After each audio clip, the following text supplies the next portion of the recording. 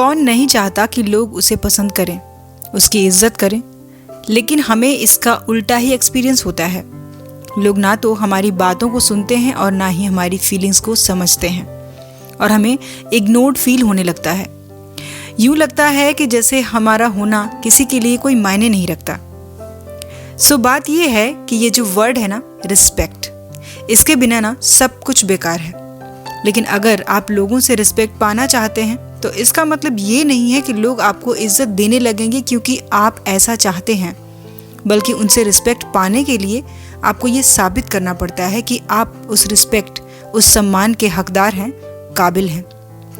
So guys, आज के इस वीडियो में इसी बारे में हम बात करेंगे।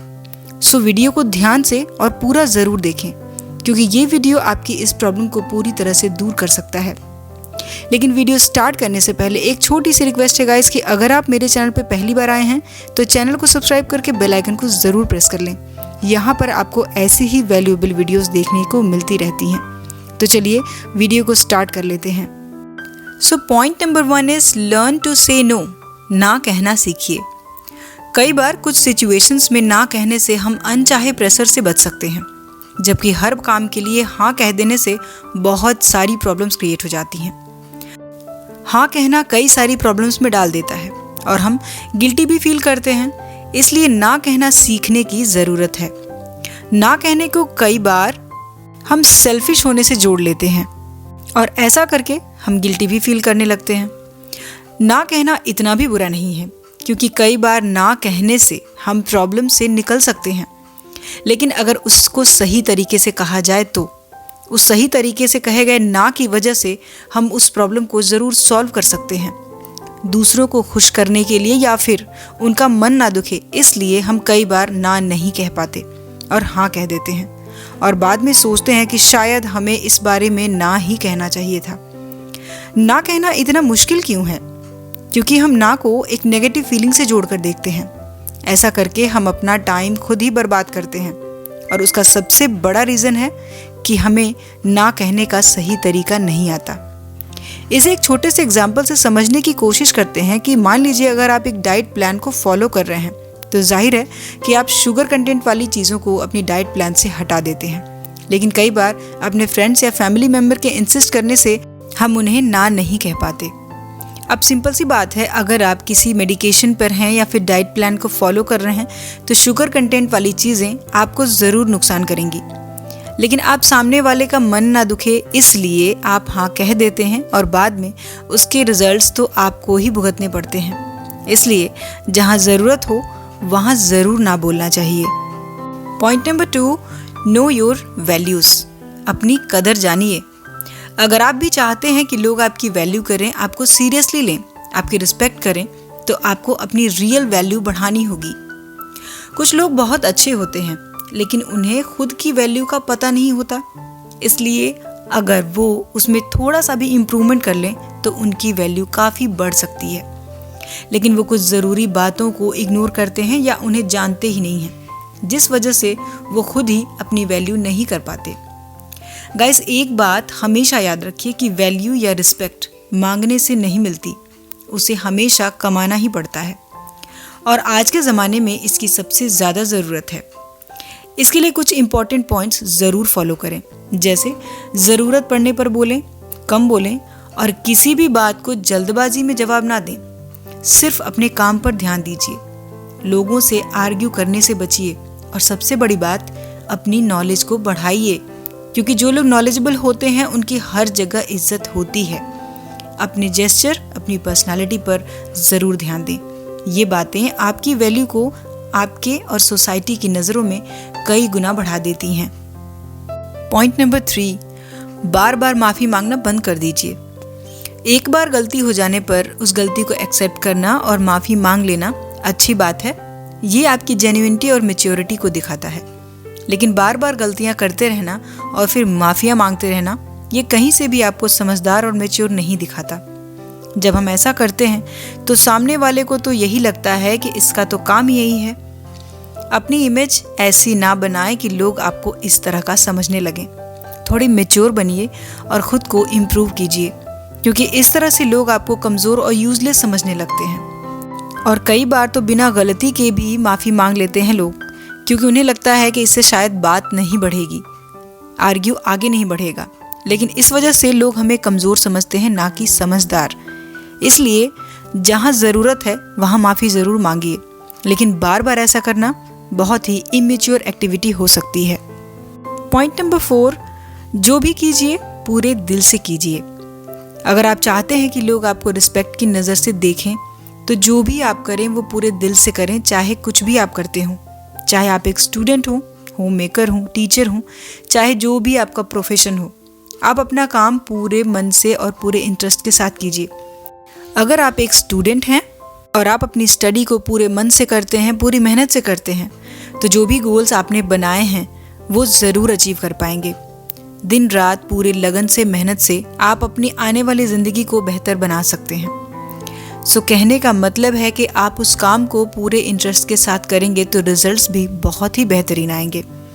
और जब हम किसी काम में सक्सेसफुल हो जाते हैं तो लोगों में हमारी इज्जत, हमारी रिस्पेक्ट अपने आप बढ़ने लगती है। और जैसे जैसे आपके काम धीरे धीरे पूरे होते जाते हैं तो इससे आपका कॉन्फिडेंस भी बहुत बढ़ता है, और इससे आप अपनी खुद की नज़रों में भी बहुत वैल्यूएबल फील करने लगते हैं। पॉइंट नंबर 5, कहाँ चुप रहना है ये भी जानिए। अगर आपके पास कोई फैक्ट नहीं है तो वहाँ चुप रहना ही सबसे बेहतर है। अगर आपकी बातों से कोई मेंटली हर्ट हो रहा है तो वहाँ आपको चुप हो जाना चाहिए। अगर आपको बहुत गुस्सा आ रहा है तो चुप रहना दूसरों को आदर और सम्मान देने की निशानी होती है। इससे ना कोई छोटा होता है और ना ही कोई बड़ा। अगर आपको गुस्सा आ रहा है तो आप ऐसे में वहाँ से किसी के ऊपर बिना चिल्लाए वहाँ से चले जाइए, क्योंकि गुस्सा करने से हमारे रिश्ते खराब हो जाते हैं, और गुस्सा करने से गुस्सा करने वाले को ही सबसे ज़्यादा नुकसान होता है। अगर कोई ऐसे टॉपिक हैं जिनके बारे में आपको पता नहीं है तो वहाँ पर आपका चुप रहना ही बनता है। बिना किसी वजह के दूसरे के मामलों में बोलना ये आपके लिए ठीक नहीं है। अपनी बातों से किसी की बुराई ना करें। जो लोग सोच समझकर बोलते हैं, बुद्धि से काम लेते हैं, वही लोग समझदार होते हैं। बिना ज़रूरत के बोलना, किसी के बारे में बोलना, किसी के बीच में बोलना, ये सब गलत है। कभी कभी हमारा चुप रहना ही सबसे बेहतर तरीका होता है। पॉइंट नंबर 6, पॉजिटिव एटीट्यूड बनाइए। सिचुएशंस चाहे अच्छी हो या बुरी, लेकिन हर सिचुएशन में सही सोचना, कोई भी अच्छी या बुरी सिचुएशन को पॉजिटिवली लेना, अच्छी बातों को देखना और उससे एक सही सीख लेना, ये होता है पॉजिटिव अप्रोच, पॉजिटिव थिंकिंग। और जब लाइफ में प्रॉब्लम्स आती हैं तब हम लोग दुखी और परेशान हो जाते हैं और नेगेटिव थिंकिंग से घिरने लगते हैं। लेकिन अगर इंसान की सोच पॉजिटिव हो तो उस पॉजिटिव सोच के कारण उसके सोचने समझने की कैपेबिलिटी बेहतर होती जाती है, और इसलिए वो अपनी हर प्रॉब्लम को सही तरीके से हल भी कर पाता है और उस प्रॉब्लम से बाहर निकल जाता है। अगर हम खुद के बारे में नेगेटिव सोच रखते हैं तो किसी भी चीज़ के बारे में हमारे मन में डर बैठ जाता है और हम खुद को कमज़ोर समझने लगते हैं और हमारा सेल्फ कॉन्फिडेंस बहुत कम हो जाता है। लेकिन वहीं अगर हम किसी भी सिचुएशन के लिए पॉजिटिव सोच रखते हैं तो हमारे मन का डर धीरे धीरे ख़त्म हो जाता है और हमारा कॉन्फिडेंस हमेशा हाई रहता है। पॉइंट नंबर 7, लोगों से जलन यानी जेलसी मत रखिए। जलन हमें अंदर से खोखला कर देती है। ये कब हमारे अंदर जगह बना लेती है ये हमें पता भी नहीं चलता। ये एक तरह की नेगेटिव फीलिंग है जो हमें अंदर ही अंदर कमज़ोर करती जाती है। आप हमेशा देखना कि जो लोग आपकी बराबरी करना चाहते हैं या आपके जैसा बनने की कोशिश करते हैं मगर आप जैसा बन नहीं पाते, तो ऐसे ही लोग आपसे जलन रखना शुरू कर देते हैं। जलन क्यों होती है? जब आपके पास कुछ ऐसा हो जो औरों के पास ना हो, चाहे वो कोई चीज़ हो या फिर कोई टैलेंट हो या फिर कोई स्किल हो। लेकिन क्या ये सही है कि जो चीज़ें हमारे पास हैं या जो भी हम जानते हैं उसके लिए खुश होने के बजाय हम उन चीज़ों के लिए परेशान हों जो हमारे लिए इम्पॉर्टेंट नहीं है? और उस फीलिंग को छुपाया भी नहीं जा सकता, ये सामने आ ही जाती है। इससे आपकी सेल्फ वर्थ घटने लगती है, आपकी इज्जत कम होने लगती है। तो इस जेलसी वाली हैबिट से ओवरकम होने से ही लोग हमारी वैल्यू करेंगे। Point number 8, B punctual and humble. जब कोई आपको वेट करवाता है तो आपको कैसा लगता है? बुरा ही लगता है ना। यही कारण है कि इस तरह की हैबिट्स को हम ना बनाएं। जब आप समय पर किसी काम को करने में पहुंचते हैं तो ये दिखाता है कि आप टाइम की वैल्यू को कितना इम्पोर्टेंस देते हैं। सिर्फ यही नहीं, इससे ये भी पता चलता है कि आप दूसरों के समय की भी बहुत कदर करते हैं। समय में पहुंचकर आप अपने बारे में दूसरों को बुरा सोचने का मौका नहीं देते। कोई भी इंसान बिना हम्बल हुए अमीर तो हो सकता है, लेकिन लोगों के दिल में जगह नहीं बना पाता। आज भी हम्बल होना सबसे बड़ी क्वालिटी है, और हम्बल होने का मतलब है आप अपने साथ साथ दूसरों के लिए भी अच्छे बने रहते हैं। आपका बिहेवियर दूसरों को रिस्पेक्ट देने वाला और उनकी केयर करने वाला होता है, और ये क्वालिटीज़ आपको हर जगह मान सम्मान ज़रूर दिलाती हैं।